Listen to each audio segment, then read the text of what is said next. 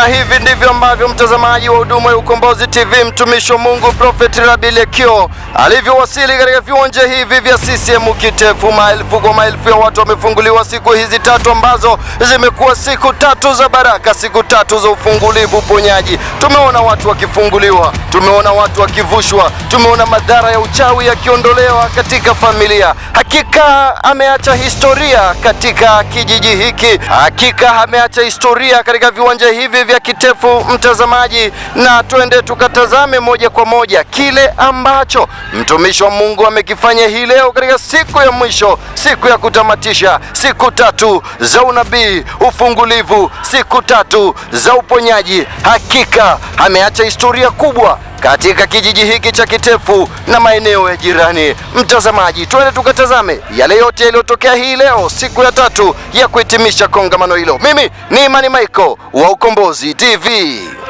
Na elimu ya mtoto wako ikombolewe leo. Nasema ikombolewe leo. Weka juu, sema kwa jina la Yesu. Kwa jina la Yesu wa Nazareti aliye hai,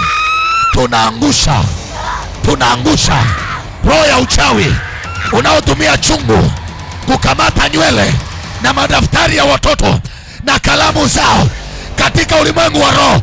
Haijalishi hicho chungu kilizikwa njia panda, leo tunapasua. Pasuka kwa jina la Yesu wa Nazareti aliye hai.